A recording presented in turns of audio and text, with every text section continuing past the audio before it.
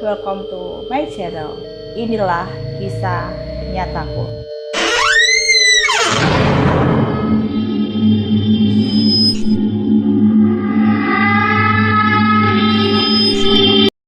Nah, kali ini kita mendapatkan narasumber yang katanya dia bisa melihat makhluk tak kasat mata atau yang biasa dikatakan indigo.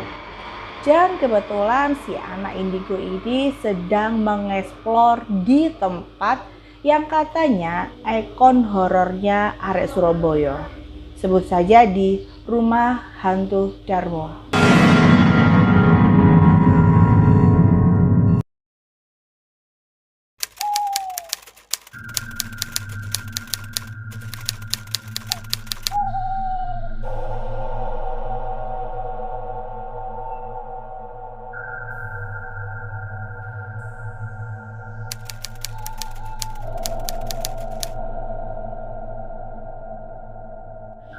Mbak Ana ini adalah salah satu masyarakat Surabaya yang tinggal tepatnya di Surabaya Barat. Dan kebetulan sekali Mbak Ana ini bisa melihat dan berkomunikasi dengan mereka yang tak terlihat atau bisa disebut juga hantu. Kali ini Mbak Ana ingin menceritakan tentang salah satu kisahnya yang pada saat peristiwa itu terjadi bersama teman-temannya. Menurut penuturan Mbak Ana, hal ini terjadi gara-gara ada salah satu dari temannya mengetahui bahwasannya Mbak Ana ini bisa melihat makhluk tak kasat mata. Akhirnya teman-teman Mbak Ana ini pun penasaran dan ingin melakukan uji nyali. Mbak Ana dan keempat temannya, Nia, Doni, Roni, dan Kiki ingin mengeksplor atau melihat di Rumah Hantu Darmo.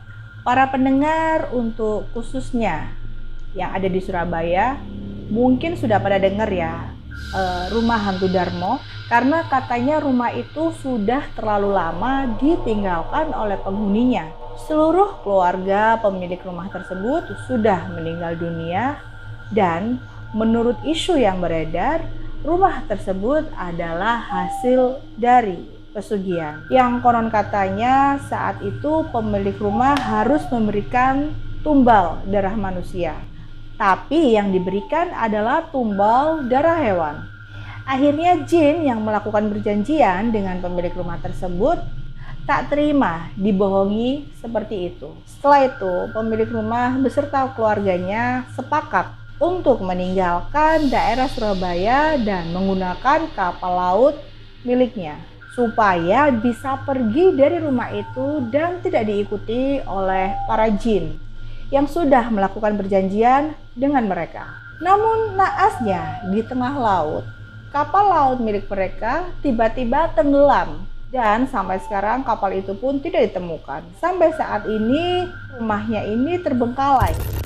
Mbak Ana dan keempat temannya pun berangkat jam 11 malam. Dan kebetulan Doni, si temannya Mbak Ana ini juga ingin merekam rumah tersebut memakai handycam miliknya. Rumah itu terdapat 2 lantai. Pas mereka menginjakkan kaki, hawa-hawa tidak enak pun mulai bermunculan satu persatu. Dari angin yang begitu kencang hingga bau yang sangat tidak enak. Banyak pula kayu-kayu bekas meja atau juga coret-coretan di dinding. Bahkan banyak juga dinding yang sudah jebol, serta lumut yang menempel di mana-mana. Waktu itu feeling Mbak Ana memang mulai nggak enak. Tapi si Doni ini temannya Mbak Ana dengan lantangnya dia berkata, pokoknya di sini kita harus dapat penampakan. Mbak Ana hanya bisa menuruti temannya saat itu. Ia menjadi petunjuk arah di mana makhluk astral itu berada. Dan hal pertama yang Mbak Ana lihat pada saat itu adalah sosok anak kecil. Dan sosok anak kecil tersebut berada di depan pintu rumah. Sosok anak kecil ini sangat aneh. Telinganya panjang, giginya bertaring, kulitnya berwarna hitam. Dan sosok anak kecil tersebut hanya menggunakan celana dalam berwarna hitam. Saat itu Mbak Ana juga merasakan hawa di sana itu semakin tidak enak. Tapi demi teman-teman yang penasaran, Mbak Ana pun hanya bisa diam saja. Sampai kemudian Nia, temannya Mbak Ana ini merasakan kakinya mulai berat. Saat itu yang Mbak Ana lihat, di bawah Nia ini ada sosok anak kecil yang sedang bergelantungan atau yang bergelayotan di kakinya Mbak Nia ini. Tapi lagi-lagi Mbak Ana ini hanya diam tanpa bisa mengusir makhluk tersebut. Lalu mereka masuk lagi di area ruang tamu, dan di kanan pojok ruang tamu Mbak Ana melihat sosok kuntilanak dengan rambutnya yang panjang, bajunya yang putih dekil, dan wajahnya yang sangat pucat, serta ada kayak lingkaran hitam di matanya. Baunya sangat amis. Tapi saat itu hanya Mbak Ana saja yang mencium bau amis. Sedangkan teman-teman yang lain ya biasa saja. Saat itu Mbak Ana menyuruh Doni untuk menyorot ke arah di mana sosok kuntilanak itu berada. Don, tolong sorotin sebelah kanan. Ada apa? Itu di sana ada kuntilanak. Tapi waktu disorot pun sosok tersebut tidak bisa tertangkap dengan kamera.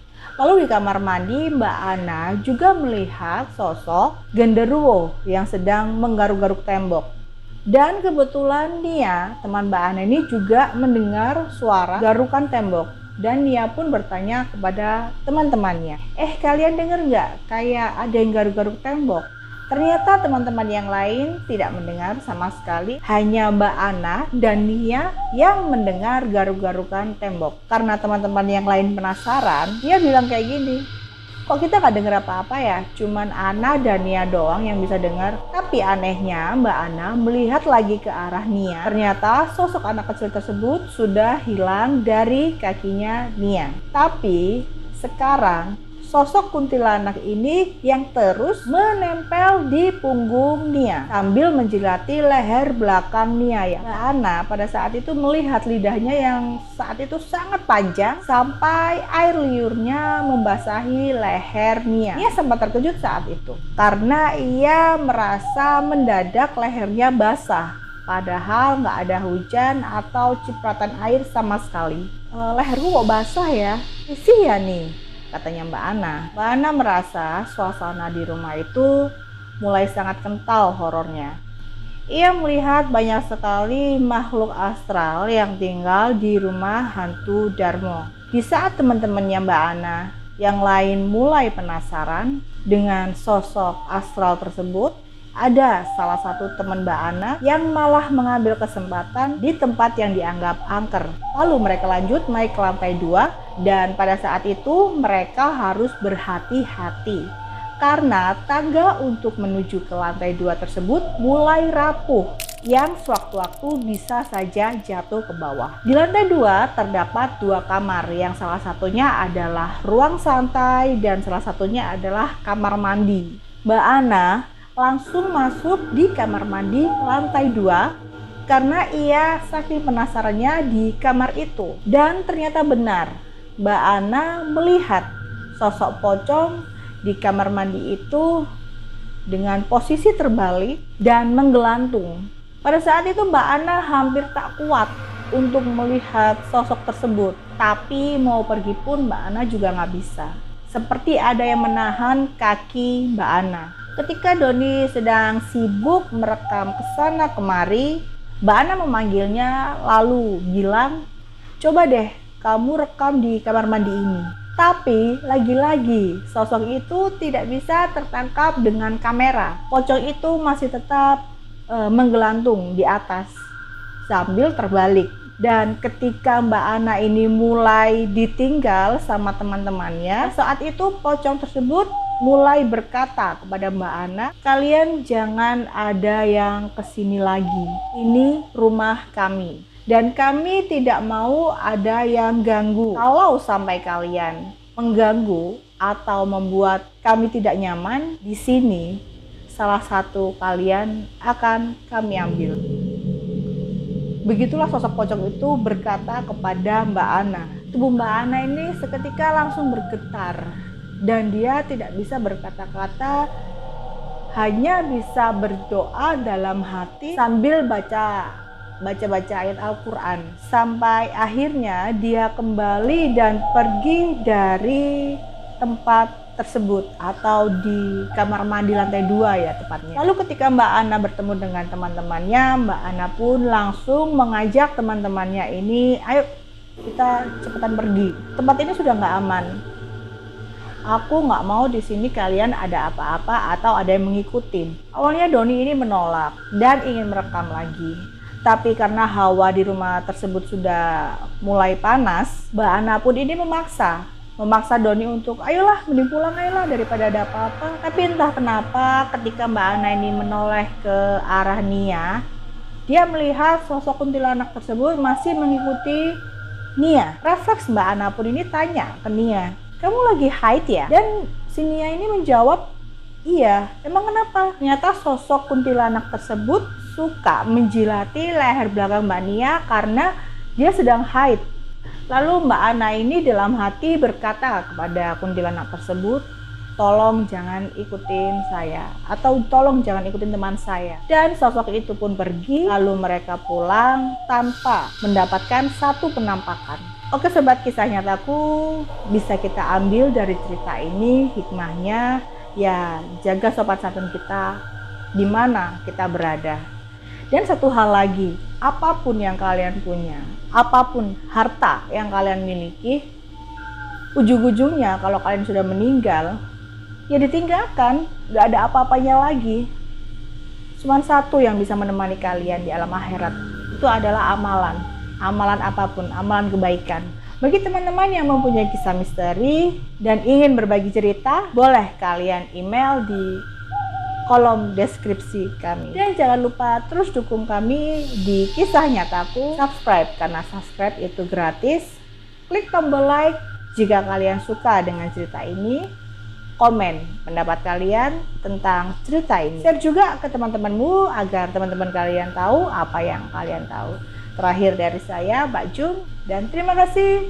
Wassalamualaikum warahmatullahi wabarakatuh. Bye bye and see you tomorrow.